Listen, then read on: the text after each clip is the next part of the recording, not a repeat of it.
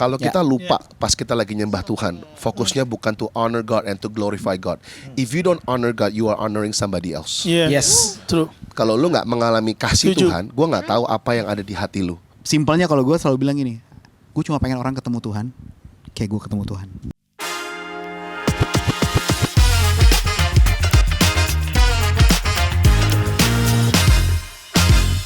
Oke, selamat siang, sore, dan malam nih kakak-kakak semua.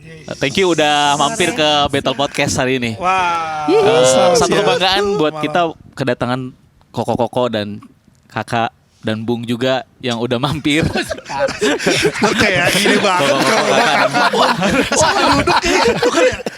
Ya gimana Kang? Gimana Kang? Aman nyok. Yang udah mampir di podcast Battle Podcast. Ini semua rata-rata kan para pemuji ya. Ada WL, ada pemain musik juga. Kalau saya boleh tanya, seberapa cinta sih kakak-kakak semua nih dalam melayani pujian penyembahan, dan awalnya bagaimana bisa terlibat di dalam pelayanan pujian penyembahan? Kita akan bagi jadi 6 episode, masing-masing akan bercerita. Oke? Siapa mau episode 1? Awal bisa bergabung di dalam pelayanan pujian penyembahan. Pasti kan ada cerita masing-masing ya. Wow. Mungkin boleh diceritain dari Bung Icop kali ya. Wah.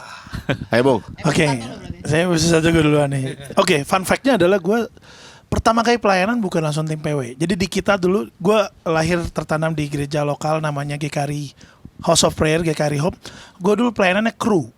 Kru tuh ngapain? Set up bangku, vakum, setting segala macam. Bertahun-tahun kita pelayanan itu. Dan ada satu ketika selesai beres-beres hari Minggu, hati gue tergerak pengen belajar musik. Karena di rumah gak ada alat musik gereja gue pakai. Pertama kali gue belajar bass. Fingering doang tuh. Gue cuma belajar bass, gak ada orang. Singkat cerita. Karena kepanjangan kalau gue mesti ceritain semuanya. Lalu tahun proses akhirnya timbul satu kerinduan untuk melayani di tim pujian penyembahan. Gak tahu nyanyi, gak tahu main musik, ya itu doang, cuman bisa main bass itu. Baru belajar bass, belum bisa main bass, baru fingering dari F tuh bisa tuh, bawah kelingking naik lagi, gitu kan ya, fingering gitu aja lah. Basic banget. Dan, tapi dari situ timbul kerinduan untuk melayani sebagai worship leader. Lambat laun akhirnya mulai belajar, baru sekitar berapa tahun gue melayani sebagai kru ya, kayak 3 tahunan lah, 3 tahun baru gue akhirnya masuk ke tim PW. Akhirnya masuk tim PW, diproses sampai sekian berapa tahun, kurang lebih 19 tahun lah. 19 tahun ada di sini. Kalau dibedah semuanya kayaknya kasihan, mereka nggak bakal ngomong. Jadi mungkin dari gue itu dulu. Startnya dari situ. Oke, thank you. Nah ini siapa yang nggak kenal sama Bung Berry? Mungkin teman-teman di luar sana yang tahu Bung Berry hanya sekedar pemain bass ya. Mungkin yang suka nonton Java Jazz, mungkin di musik-musik sekuler, tapi ternyata Bung Berry juga sekarang melayani Tuhan. Ya. Mungkin boleh diceritain Bung. Ya sebenarnya kalau bicara musik, udah jelas lah lahir di keluarga musisi. Musik udah jadi makanan sehari-hari. Dari dulu juga udah tahu mau jadi pemain musik. Tapi sebenarnya fun fact, pertama kali mulai main musik pertama tuh justru di gereja sebetulnya. Di GPDI dulu. Jadi sekolah minggu di GPDI. Lalu waktu udah mulai beranjak remaja, mulai ditawarin mau nggak pelayanan musik gitu. Dan waktu itu baru mulai belajar bass. Akhirnya pertama kali pelayanan ya GPDI, main bass, masih berdarah-darah jari gitu ya. Itu first experience. Ya lalu berlanjut ya tentunya berkarir di dunia musik, main jazz, main sama Glenn Fredly almarhum, main sama bikin project sendiri apa segala macam. Tapi ya lahir sebagai Kristen kan nggak menjamin kita langsung kenal Kristus ya. Lahir dengan konsep agama gitu, tapi nggak kenal Kristus secara personal. Jadi hanya rutinitas saya. 2015 baru benar-benar ketemu Tuhan, hidup diubahkan, dan benar-benar terjun ke dunia pujian penyembahan akhirnya. Awalnya belum ngerti, karena dulu startnya GPDI, tapi itu kan kayak bertahun-tahun lalu banyak tertanamnya di GPIB sebenarnya, which is Presbyterian Church, cuman pakai piano, pakai organ, ngajar sekolah minggu, nggak ada kaitannya sama musik. Jadi ketika orang ngomong praise and worship dulu bingung gitu, praise and worship itu apa? Lalu mulai muncul, ya praise tuh lagu cepet, worship tuh lagu pelan.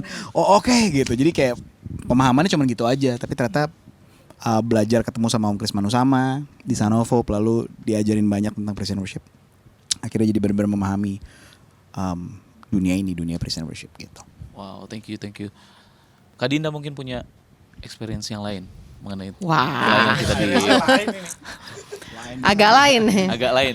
Yang tapi kan ditanya pertama kali melayani ya, maksudnya pertama kali tuh pelayanan bukan as in apa singer gitu, bukan, malah dulu kita di Musician for Jesus yang ini apa namanya, Kolektan.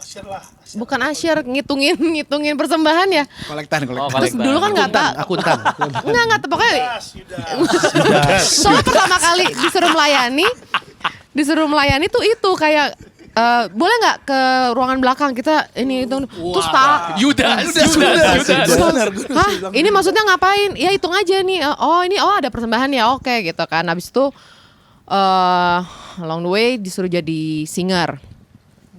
Jadi singer pun itu juga wah ya gimana ya, Sambil ngitung.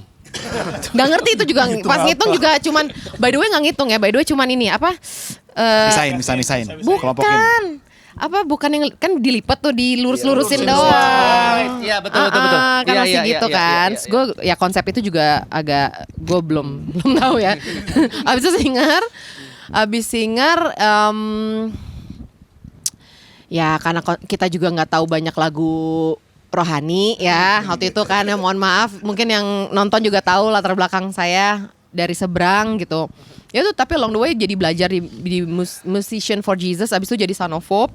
Terus belajar juga tentang praise and worship dan lain-lain. Tapi selain itu diajarinnya bukan pribadi ya. Maksudnya Tuhan tuh ngajarinnya bukan tentang pelayanannya, tapi tentang firman Tuhannya dulu gitu. Karena kan dulu aku nggak tahu apa-apa gitu. Ternyata biar tahu siapa sih yang disembah, siapa sih. Dulu gila-gilaan juga menyembah tapi nggak kenal sama Tuhan gitu kan. Sekarang biar kenal dulu deh Tuhan yang lo sembah tuh ini lo gitu. Jadi lebih ke situ. Terus ya udah pelayanan singer. Abis itu sering bareng sama bapak ini. Iya, bapak yang sebelah saya yang main bass tadi. Ya udah abis itu jadi bareng pelayanan di dunia penyembahan. Wow. Gitu. Thank you. Tapi sebenarnya kemarin gue lihat kalian berdua di Bandung tuh ya, kalian kan nyembah bareng kan. Tuh kan gak ada instrumen lain, cuman bass sama vokal lah ibaratnya. That was beautiful sih. Ngelihat satu keluarga bisa nyembah bareng-bareng, rohnya gitu. Itu hal yang banyak dimimpikan atau mungkin banyak dilupakan. Buat gue itu hal yang ya gue selalu It was mimpikan. plain, it was simple, it was genuine. Kelihatan gitu memang kalian Iya, ini yang bener, dibangun dari pengenalan akan Tuhan gitu. Berdua ya, gak cuma sendiri. So I just wanna honor you both Yes. for that. Come on. Praise God. Mary Ninda 60458. Voting apa nomor rekening? Gen Z nggak ngerti, Jack. Sorry man. Gen Z nggak Sorry ngerti. man. Sorry. Iya deh. Nah, sekarang ada Ko Billy nih. Nah, saya udah pernah dengar ceritanya, tapi mungkin banyak teman-teman juga yang nggak tahu awal mula Ko Billy bisa pelayanan di dalam praise and worship nih. Oke. Lahir di keluarga agama bukan Kristen. Dari kedua belah pihak, rajin sekali sembahyang, nggak makan daging. Ya kurang lebih tahu ya agamanya apa. One day kakak perempuanku ke gerejanya Bapak Josh di IFGF, terima Tuhan, itu tahun 96. Dia mendoakan sekeluarganya selama 4 tahun untuk terima Tuhan.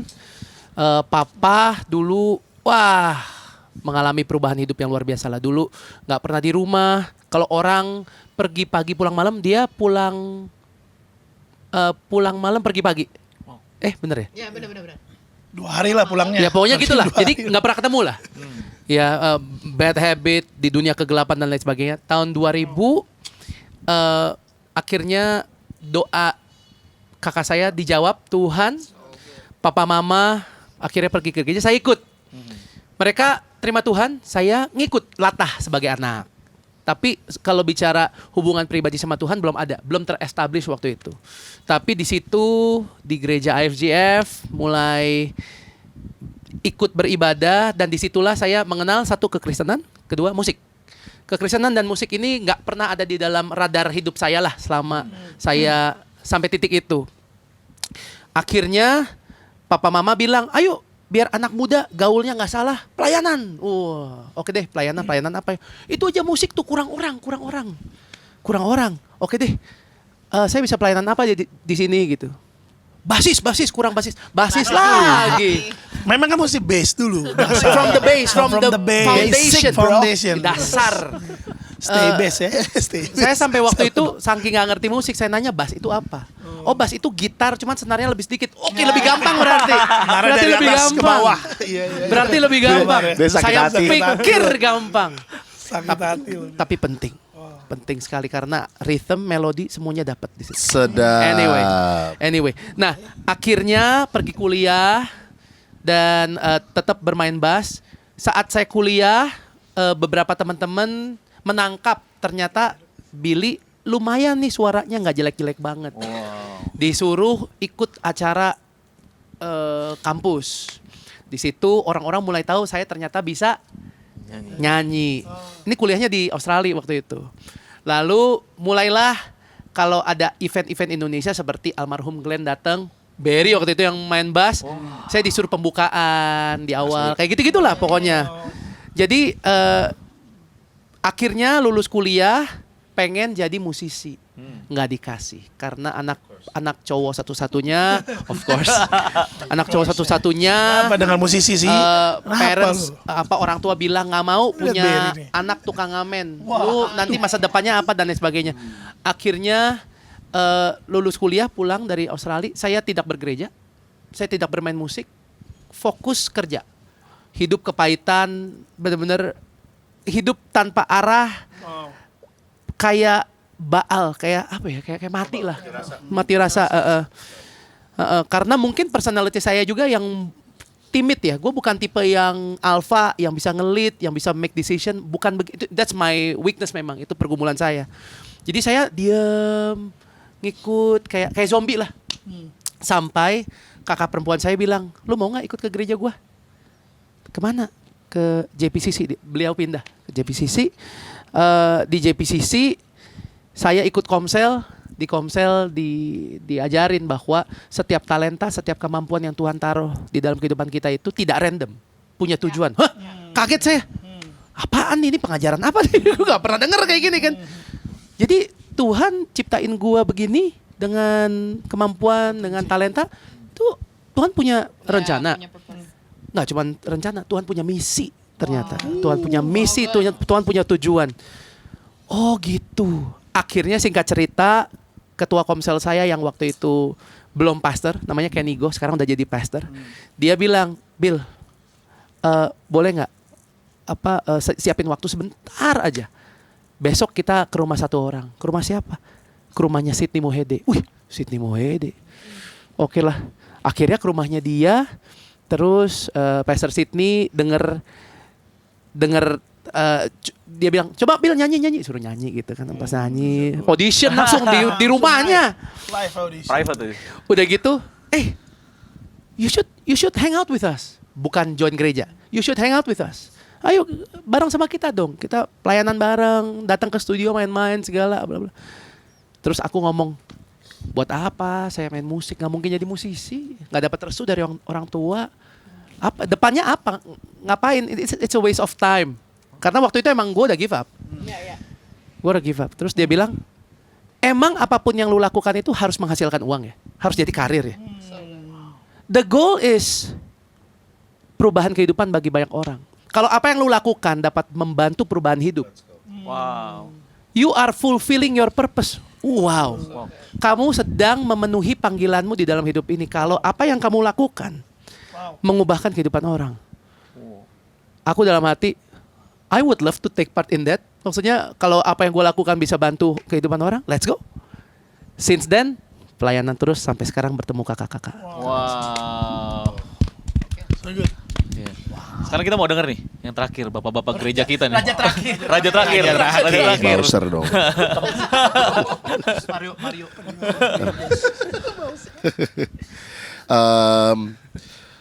Oke, pertama kali diajak pelayanan itu ada 3 insiden lah. Yang pertama, mama tuh dulu punya kegerakan Kristen di mahasiswa waktu di Semarang.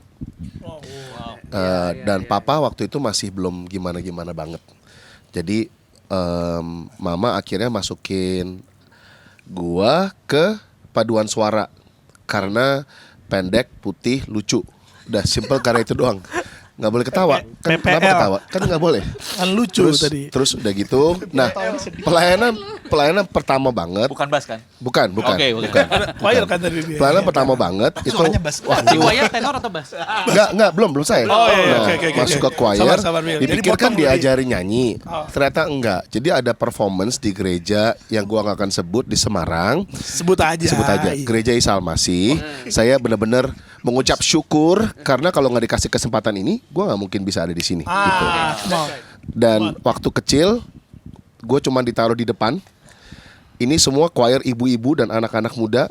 Gue cuma gini dong. Jadi konduktor. Cuman gue nggak tahu ininya apa. Kenapa ketawa sih? Cuman gue nggak tahu ini artinya apa. Pokoknya cuma diajarin suruh bikin ikan. Suruh bikin ikan gitu. Udah. Ikan digambar. Iya, Dan dari lagu mulai sampai lagu selesai gitu. Did not know what that was. But that was my first experience. Experience yang kedua, waktu pindah ke Australia juga, aku ikut ke youth camp. Nah di youth camp itu ada seorang pastor yang doain, namanya Pastor Afi. Pastor Afi doain, dia waktu itu juga masih kuliah kalau nggak salah ya, I was still younger waktu itu. Dia bilang, dan gue di sana juga baru datang beberapa kali doang gitu. Dia bilang Tuhan akan pakai kamu di musik. As simple as that gitu. Dan gue bingung, keluarga gue nggak ada yang bisa main musik.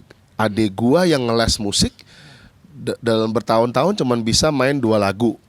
Dan itu gue tahu nggak enak suaranya. Bokap gue nggak bisa nyanyi, nyokap gue nggak bisa nyanyi. Semua keluarga gue nggak ada yang bisa main musik. So, gue kayak ini apaan gitu.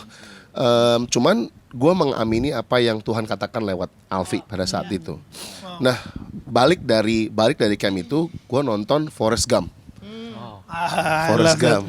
Keren Nah, banget tuh. Teman-teman pasti nggak ada yang Nggak tahu tahu nih. ya. Ketahuan umur. Forrest Gump. Berarti Tom ketahuan umur ya. Hanks. Tom Hanks. Tom Nah, Hanks. Forrest Gump itu kan punya Boleh nonton. melodi yang gitu kan.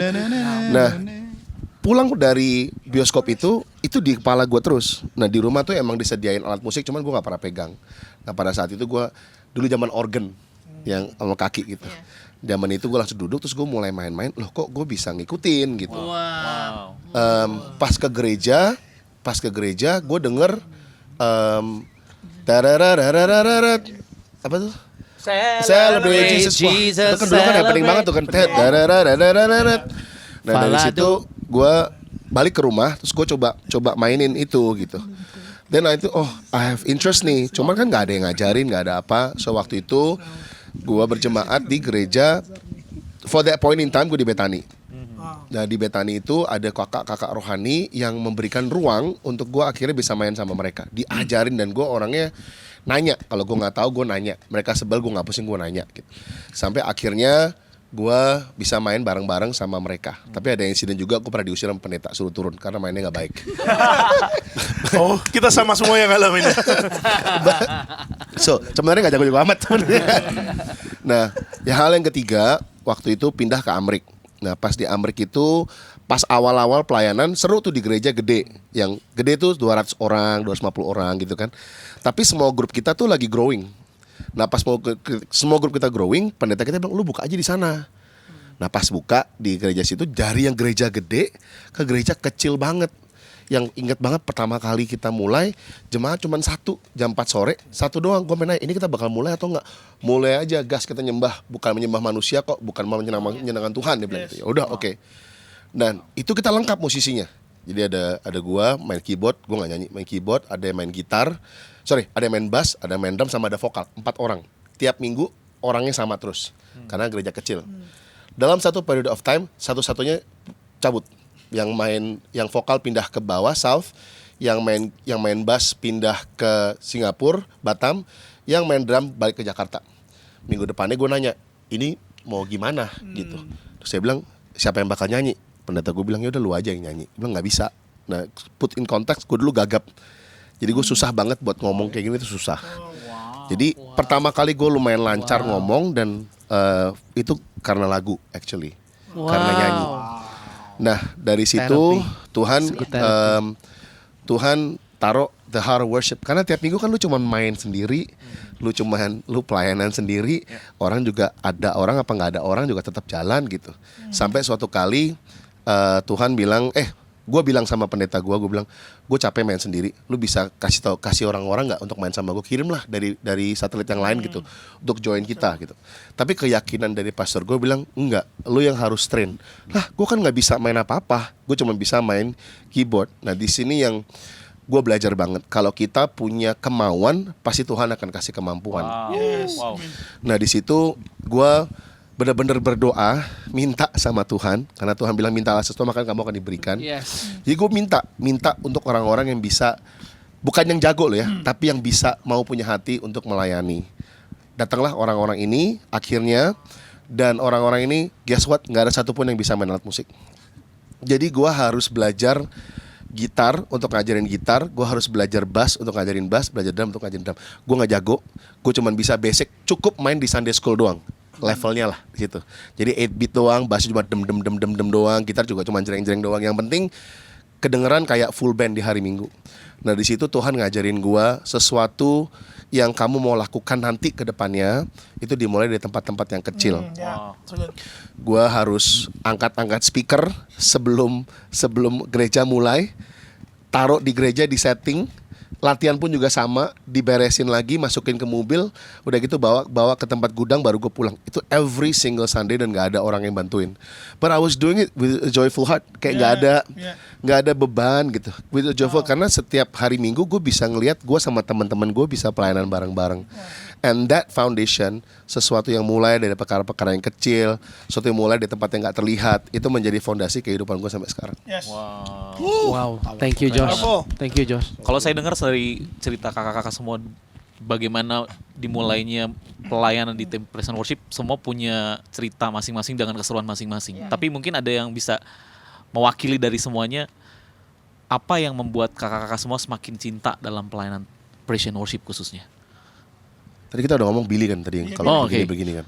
Oh udah ya? Udah. Gue Lagi mikir kan pas. Gitu. Kamu Apa yang bikin Apa Bill yang bikin lu Bikin kayak lu- semangat sampai sekarang Bill? Iya. mewakili. Iya. Gue pengen tahu juga. Bill. Kita pengen ikutin. Iya. Wah, apa ya? For me personally, dengan berjalannya waktu, aku belajar ternyata ini ditembak ya, jawab apa adanya ya. Ternyata it's not about the music sih. It's not about the music sih. It's the moment.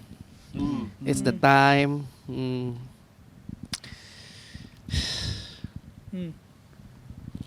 So last night we just had a moment bareng-bareng.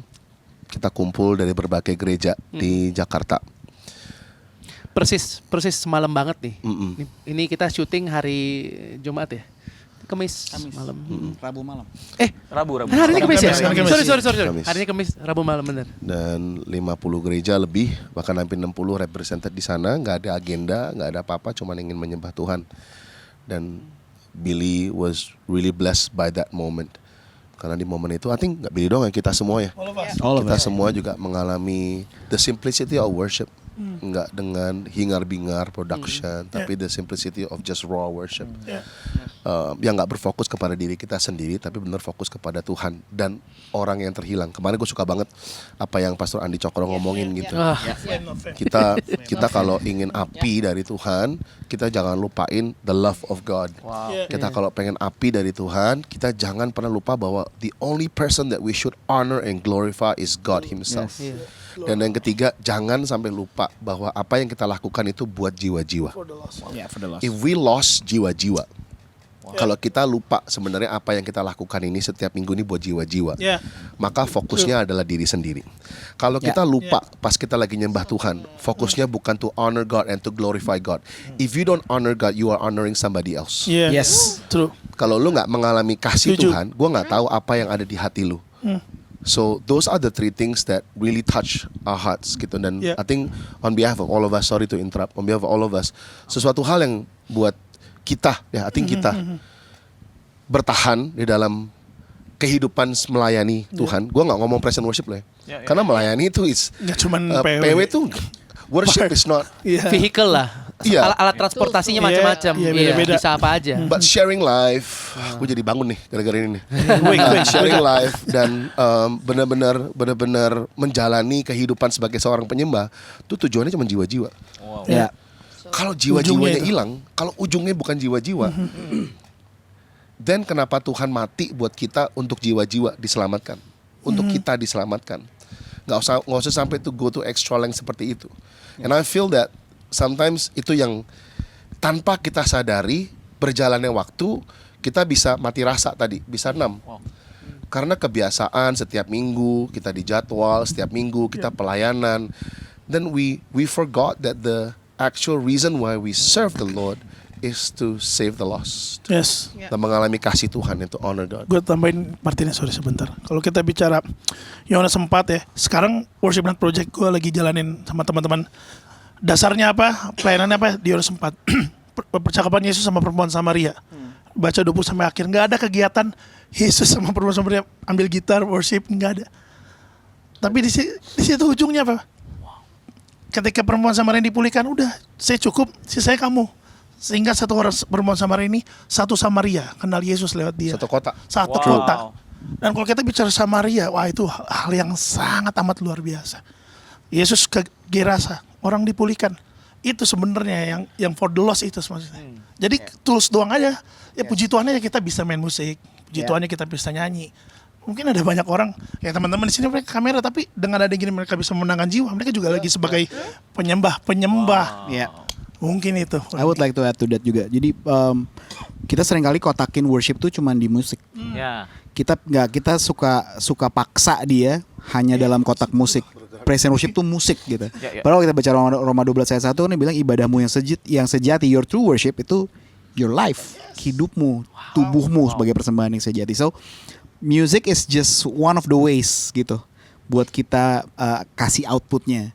And then again kalau kita lihat Amanat Agung 28 ayat Matius 28 ayat 19, dia nggak pernah bilang pergi bangunlah tim worship terkeren, pergi buatlah rekaman paling keren. Nggak, dia cuma bilang pergi jadikan semua bangsa muridku. So basically semua yang kita lakukan hanya untuk tujuan akhirnya itu gitu. So kalau simpelnya kalau gue selalu bilang gini, gue cuma pengen orang ketemu Tuhan kayak gue ketemu Tuhan. Gue cuma pengen orang hidupnya diubahin sama Tuhan kayak gue diubahin sama Tuhan. So I would like to share that in any other way. Terserah mau gimana caranya, kayak mau main musik, kayak mau ngobrol, kayak mau ngopi, apapun itu. Ada garis benang yang sama menurut gue di sini. So it doesn't stop there. Karena setelah orang ngalamin Tuhan, kan firman Tuhan ngomong tadi di 28 bahwa kita kabarkan Injil, mereka dibaptis, tapi kita juga harus mengajarkan mereka. Semua dari mereka ini adalah discipler. I know Billy is a discipler, I know Barry Dinda is a discipler, I know Chris Chop is also a discipler. And I've been discipling. Gue disciple-nya mungkin gue orangnya nggak banyak, nggak langsung 20, tapi gue 2-3 orang. In my seasons of life selalu very small group. But that is something yang kadang-kadang musik tuh apa ya, kita suka lupa gitu. Musik tuh praise and worship, endingnya itu is always about discipleship. So good. Makanya banyak gereja, banyak gereja yang nggak bisa regenerasi dan nggak punya orang-orang yang baru. If I do worship seminar, if I do worship conferences, pertanyaan yang selalu muncul adalah bagaimana beregenerasi. Selalu tuh muncul. Yang kedua, ya kan, benar kan? Unfortunately. Tarikan nafas yang penuh arti. Iya, selalu itu. And one of the biggest issue is karena kita fokus stop sampai di production musik aja. Dan mungkin itu bagus, tapi oke, dan kita stop lagi sampai orang ngalamin Tuhan dan abis itu udah selesai. Kita tinggalin. Nah, gak ada follow up-nya. Nah, ini follow up-nya, the discipleship, heart of shepherding ini harus kita naikkan di dalam semua hati-hati penyembah. Setuju banget. Dulu pikirnya it's all about the stage. Tetapi kita bisa menginspirasi dari panggung, tapi mengimpact susah sih dari panggung. Harus dari dekat. Iya, omong kosong kalau wah saya bisa kok mengubahkan kehidupan orang lewat konten saya, lewat panggung. Nggak bisa. You need to live, you need to do life. Kita harus hidup, kita harus spend hari demi hari mengalami yang namanya besi, menajamkan besi, sama manusia ngalamin samanya. konflik, Konflik. ditegur, menegur, dievaluasi, mengevaluasi, cari Tuhan sama-sama. Itu yang sepertinya dulu aku nggak sadarin ternyata itu yang esensinya gitu. Ya, esensi. Dulu yang dipentingin, wah, oke, hari Minggu bakal ada 20 menit, 30 menit gue mimpin. Gue harus ngapain ya? Wah, semua fokusnya ke sana. Oh, oke, nanti Tuhan kasih saya talenta dan panggilan untuk bermusik. Menang The Voice, apalagi udah pasti jadi penyanyi dong.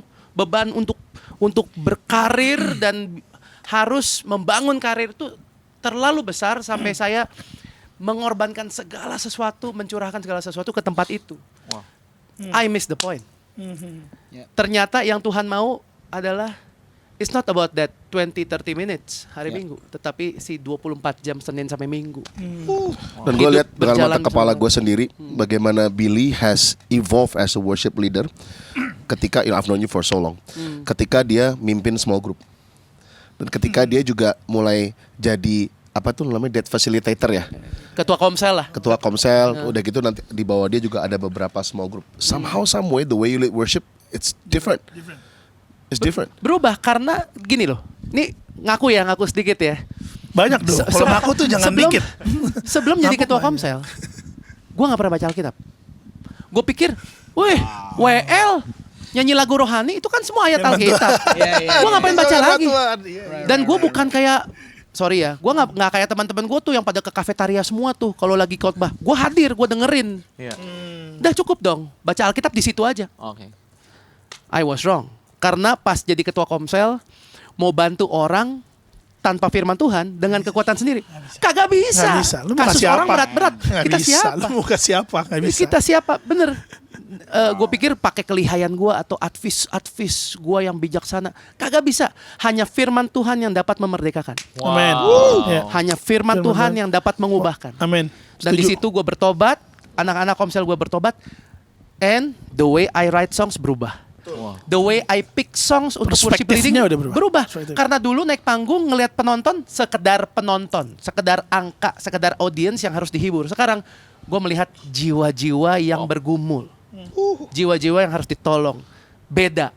Spiritnya beda untuk milih lagu, nulis lagu. Dulu yang penting cari nada yang ngehook apa ya, kata-kata yang indah apa ya. Sekarang enggak. Kira-kira message-nya apa ya yang Tuhan mau sampaikan ke domba-dombanya. Jadi semuanya berubah.